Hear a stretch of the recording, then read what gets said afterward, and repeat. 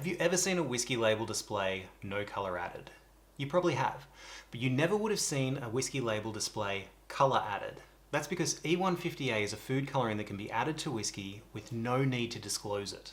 It has become a rather controversial topic in the whiskey world, with those who don't add color proudly shouting it to the heavens, and those that do, doing their best not to disclose it anywhere.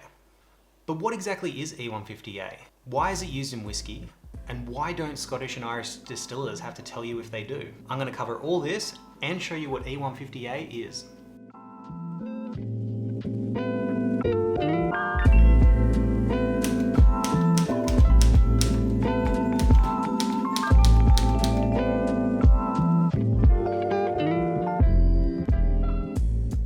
Hey guys, I'm Nath Martyn, the Whisky Scribe.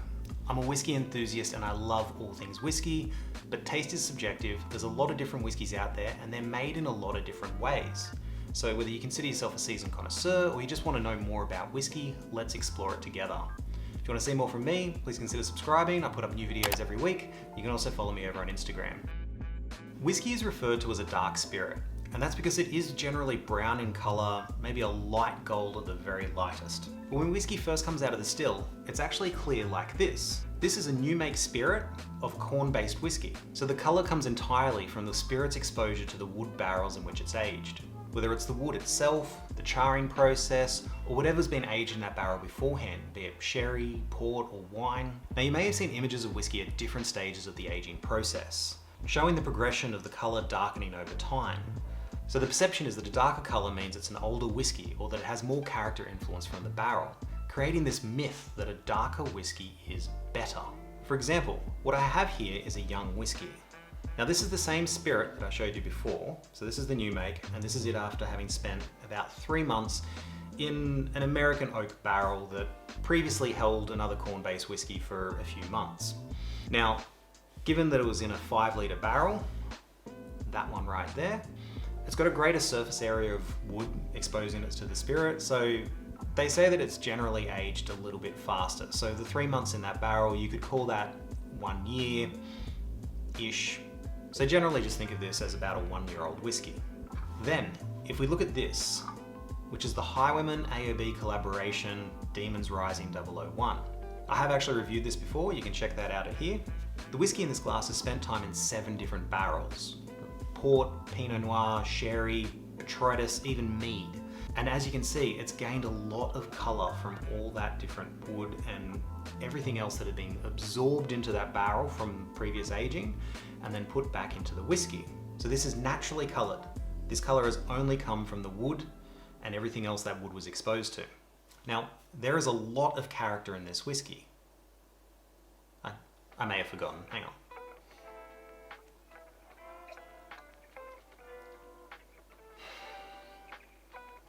Yeah, there's a lot of character in this whiskey. But this is no age statement. Now, from memory, this has only been aged for no more than 5 years. And so it's gotten all of that dark color with no artificial color added just from 5 years in 7 different barrels. But this perception of dark equaling character can be a little bit problematic, as different woods will add color at different rates, and sometimes not at the same rate that it's adding character or flavor to the whiskey. For instance, this is a 30-year-old whiskey from New Zealand. It was distilled in 1987 and spent 30 years in American oak casks. It's not especially dark, and it's especially not even darker than my pseudo 1-year-old whiskey that also spent time in American oak. But because of these variations in color and preconceived ideas of what they mean, some distilleries will add color to make their whiskeys look darker. Now some will do this to make it look as though the whiskey has got more character. I'm not going to name and shame anyone here. I just wouldn't do that. Now some will argue that they do this to maintain consistency, to make sure that each batch looks the same as the last. And on that front it does make sense. Large distilleries that put out hundreds of thousands of bottles of their standard line every single year may be able to make it taste the same with each batch by vatting different barrels. But if the color looks lighter or darker from 1 year to the next, the average consumer may lose faith in the brand. Now before I go into the specifics of what E150a is, I want to show you how it works. Now what I have here is caramel coloring. This isn't the industrial grade stuff that distilleries use. This is what you can purchase for home distilling. It's meant for small spirit batches, and the ingredient list is literally caramel E150a, and water. So it's a watered down version of E150a. But look at what a couple of drops will do to a glass of water. Spills it all over myself.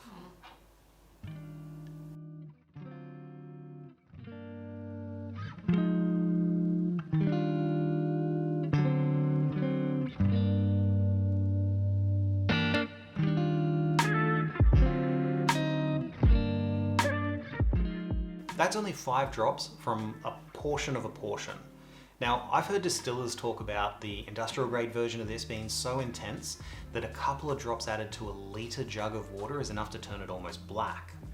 So as an experiment, let's see how we can use the E150a to make my young whiskey look like the Highwayman. So let's use the E150a to try and make my young underaged whiskey look like this beautiful thing.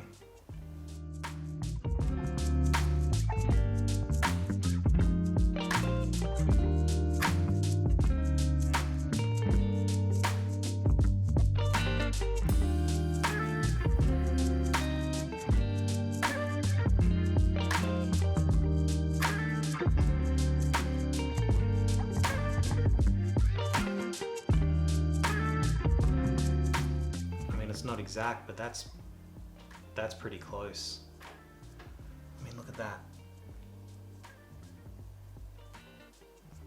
So it only took 5 drops of a watered down portion of E150a to make this look very similar to this.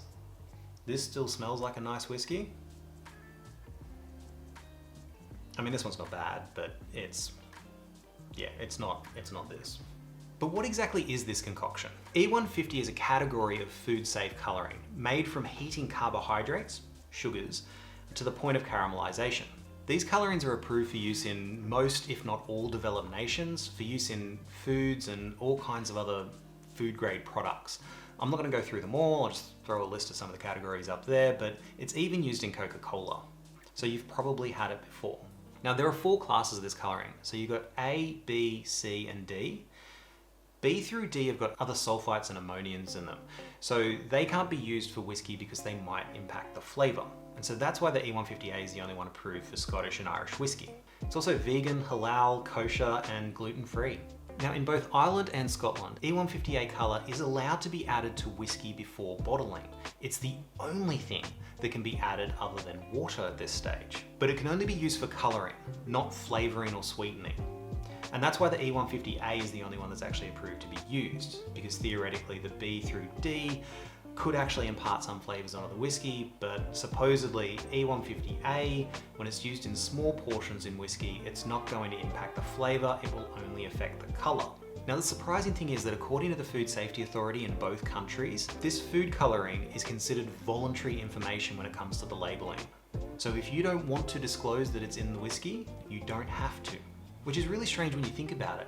Adding an artificial additive to something that is so heavily regulated. It seems like it would be against the rules. Now, in both Scotland and Ireland, there are restrictions on so many parts of the whiskey making process, from the grains you can use, the distillation method, the ABV that you can take it off the still and put it into a barrel, how long you're allowed to leave it in the barrel, how long you have to leave it in the barrel, the kinds of barrels you can use, not to mention once it's out of the barrel, what you can use to water it down, and once it's in the bottle, what you have to disclose on the bottle in terms of the age and what's been added and how it's been aged and region. There's so many rules around all those aspects of making the whiskey. It seems really unusual that this one thing doesn't have to be disclosed. Is it traditional? The earliest records that show caramelized sugar being used to colorize beer on a wide scale are way back in the 19th century. So it could really be a matter of tradition. According to the current Scotch whisky regulations of 2009, E150a is stated as being allowed to be added to whisky. And before that, in the Scotch Whisky Order of 1990, it stated that spirit caramel could be added. Now, I couldn't find anything older than this that explicitly stated E150a or even spirit caramel as it used to be called. But if they were adding it to beer for consistency as far back as the 1800s, there's a pretty good chance it's been around for a long time. And it's only now that food regulations are getting so tight that there need to be laws in place about when and where it can be used. I do still find it really strange that it's something they don't have to disclose. But now that you know there is something artificial in your whiskey, or not, who knows? Apparently we don't have to be told. You might be wondering if it's safe. Because of the way E150a is made, in that its sugars manufactured under extremely high heat, it's effectively sterile. It can't support any microbial growth unless it's diluted. Now, like any food grade product, this can be broken down into all the individual chemical elements that make it up. Now, because I'm not a scientist, I'm not going to go into great depth on that or make any recommendations on whether or not those individual chemicals are safe, but I will say that in the EU, UK, US, AUS, E150a is considered safe for human consumption. Did I sound like a robot then? Studies have observed no toxicity or carcinogenicity in E150a, especially considering the small volume in which it's used in even some of the darkest whiskies. Although Scottish and Irish distilleries don't have to disclose the addition of colour, you can be pretty sure they're going to advertise its absence as a selling point. If you look at the Glenmorangie range of whiskies, the classic entry-level whiskies don't advertise the addition of colour, they don't advertise the lack of colour, but many of their more premium whiskies, such as the Warehouse 1 series, will prominently display non-chill filtered natural colour, which means they have an added colour. Now, if they're going to use that on those premium selections as a way to sell them, you can be damn sure they would add it to their standard range if they could. But that's still relying on a little bit of assumption. Now, if there's a whiskey that you really want to know if it has colour added, and that whiskey is available via a German retailer, you can check that website. Because in Germany, you have to disclose the addition of E150a even if the product is made outside of Germany. So when Scottish whiskies are coming into Germany and they've had colour added to them, they will have to add a sticker to their bottle stating that fact. You can probably translate most German websites into English anyway with a click of a button, but if not, mit Farbstoff means that it's had colour added. And I probably butchered that phrase, so I'm sorry if anyone who speaks German is watching. Now, there's another really interesting indicator though, and this isn't really so much of a test, it's more of a fun fact. Now, if you've ever noticed how adding Coke to rum causes it to foam up quite a bit, that's actually because the Coke is reacting with the caramel colouring that's been added to rum. Most dark rums do have quite a bit of caramel colouring added to them, and this reaction is happening between the Coke and that caramel. Now, I used to be a bartender, and I never realised until I found out about this, but when you add Coke to some whiskies, usually blends, you can get that same foam happening, but not as much with others. So let's test this. I have two whiskies here. One has got no colour added, I know because I took it from the barrel myself, and the other has colour added, I know because, well, I added it, you just saw me. So let's see how they react when you add Coke to them.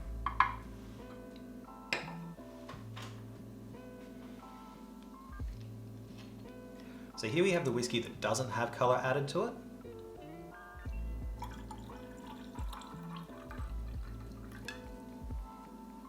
Didn't bubble up much at all. Now let's try, actually in fact, let's even add a teeny bit more caramel, just to make it the colour of rum.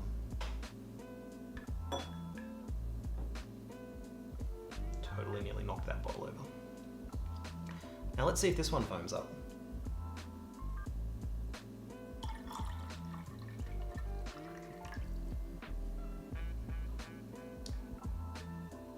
A little bit more. I was expecting more than that, but I'm going to call that a win. Now I know Dan Worley does not add colour to his whiskey. He'd probably be caught dead before he lets that happen. But let's see what happened.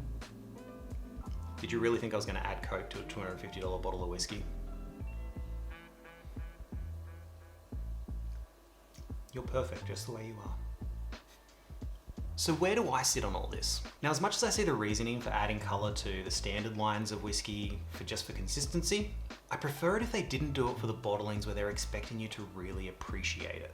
I'm not really concerned with the health impacts. It seems from all the studies there isn't really anything harmful in E150a, and even so, it's in such small volume in a bottle of whiskey that it's really the least of your concerns, especially when it's also in Coke. But I would just like it if the distilleries that are using it deceptively, to make their whiskey look older or as though it's got more character, to have a little bit more confidence in their own product and more faith in their end consumer.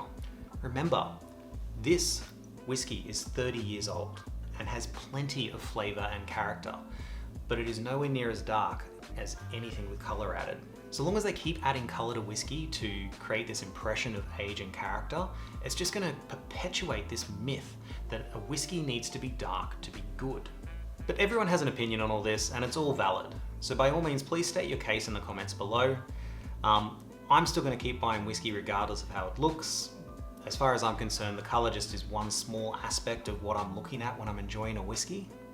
But if you want to see more from me, please consider subscribing. I put up new videos every week. If you enjoyed this video, give it a like. But for now, enjoy what's in your glass, whether it's colored or not, and slange.